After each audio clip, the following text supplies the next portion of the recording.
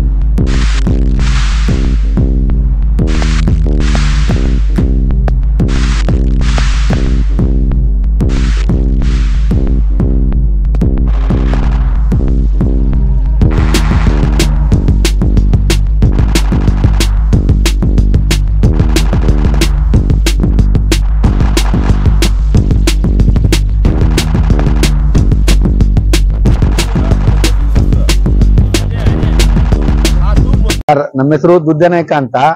ನಾವು ಗೆಜ್ಜೇನಹಳ್ಳಿ ಗ್ರಾಮದ ಗ್ರಾಮ ಪಂಚಾಯತಿ ಮೆಂಬರು ಮತ್ತೆ ಮಾಜಿ ಅಧ್ಯಕ್ಷರು ಅವರು ಕೋಟೆಂಗೂರು ಪಂಚಾಯತಿ.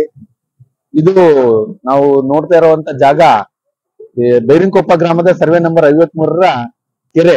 ಇದು 10 ಎಕರೆ 3 ವಿಸ್ತೀರ್ಣ.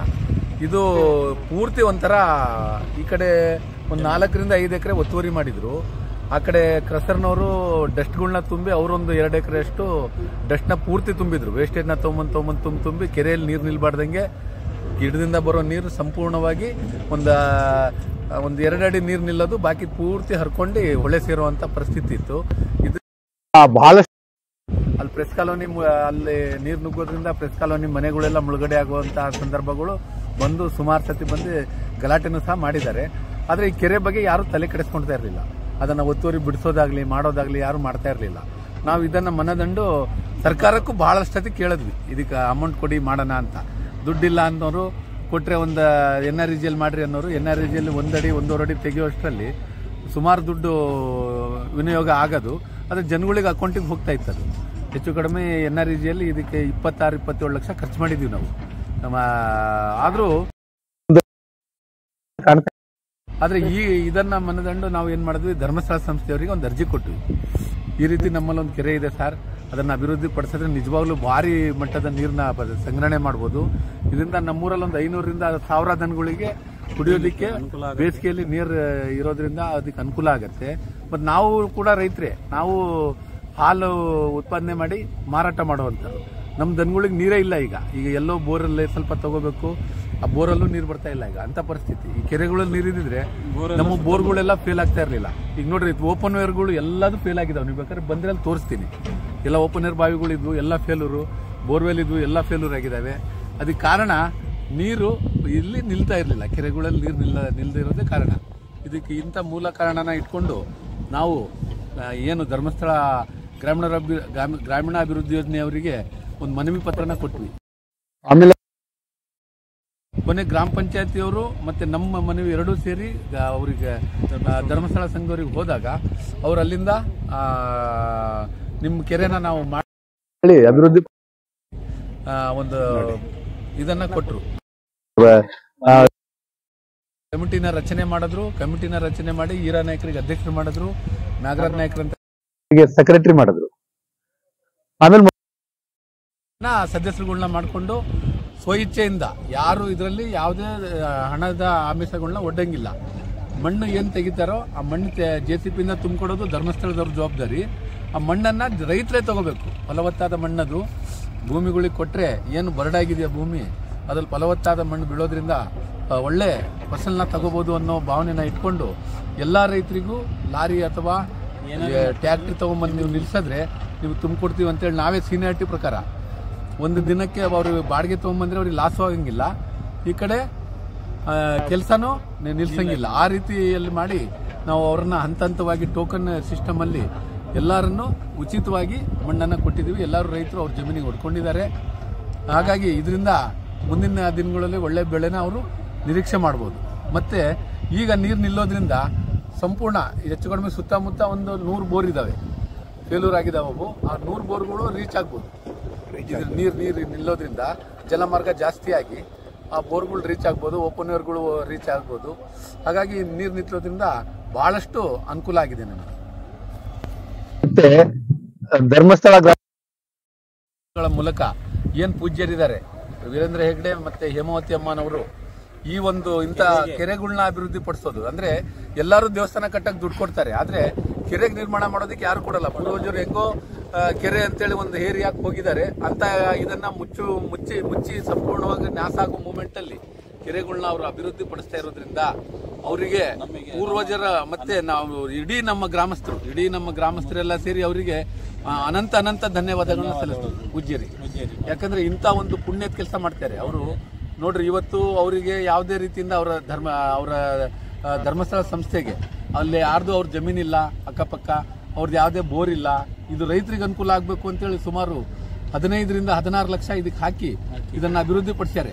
ಸರ್ಕಾರದವ್ರು ಮಾಡಿದ್ರೆ ಇದಕ್ಕೆ 1.5-2 ಕೋಟಿ ಬಿಲ್ ಮಾಡೋರು. 3 ಕೋಟಿ ಬಿಲ್ ಆಗೋದು. 1.5-3 ಕೋಟಿ ಇದ್ರು ಸಾಲದು. ನೀವು 3 ಕೋಟಿ ಕೊಟ್ರೆ ಈ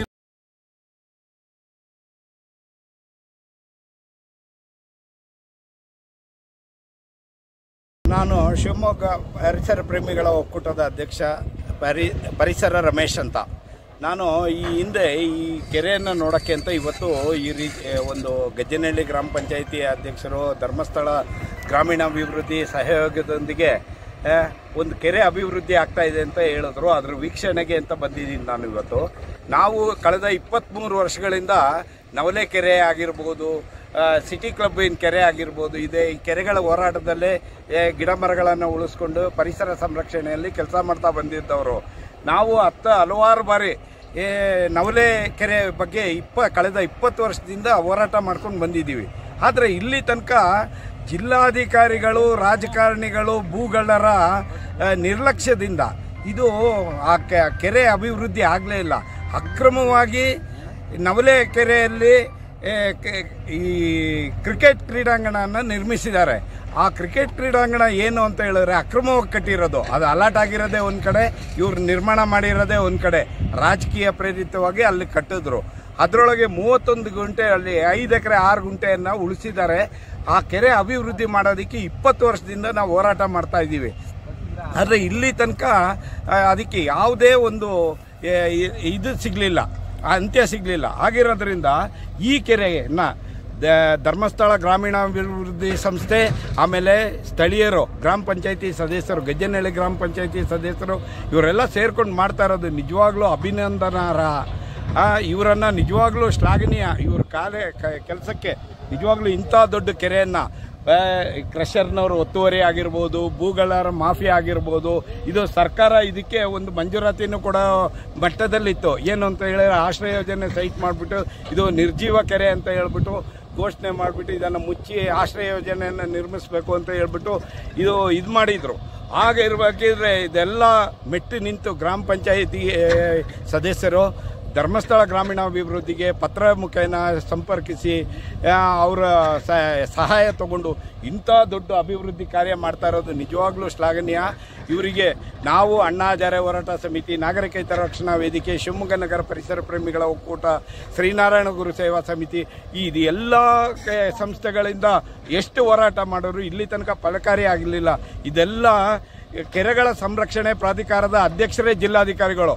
ಎಲ್ಲ ಜಿಲ್ಲಾಧಿಕಾರಿಗಳು ನಾಟಕ ಮಾಡಿಕೊಂಡೇ ಕಾಲ ಕಳೆದ್ರೆ ಹೊರತು ಇಲ್ಲಿ ತನಕ ಒಂದು ಕೆರೆಯನ್ನು ಅಭಿವೃದ್ಧಿ ಮಾಡಲಿಲ್ಲ. ನಿಜವಾಗ್ಲೂ ಇಂಥ ರಾಜಕಾರಣಿಗಳು, ಕೆಟ್ಟ ಅಧಿಕಾರಿಗಳ ಮಧ್ಯೆಯಲ್ಲಿ ಧರ್ಮಸ್ಥಳ ಗ್ರಾಮೀಣಾಭಿವೃದ್ಧಿ ಅಂತ ಸಂಸ್ಥೆ ಈ ಥರ ಒಂದು ಕಾರ್ಯ ಮಾಡ್ತಾ ಇರೋದು ನಿಜವಾಗ್ಲೂ ಅಭಿನಂದನಾರ್ಹ. ಮುಂದಿನ ದಿನದಲ್ಲಿ ಅವರಿಗೆ ಅಭಿನಂದನಾ ಕಾರ್ಯಕ್ರಮ ಒಂದು ಇಟ್ಕೊಳ್ತೀವಿ ಅಂತ ಹೇಳ್ತಾ ನಾನು ಮಾತನ್ನು ಮುಗಿಸ್ತಾ ಇದ್ದೀನಿ. ಪರಿಸರ ರಮೇಶ್, ಶಿವಮೊಗ್ಗ.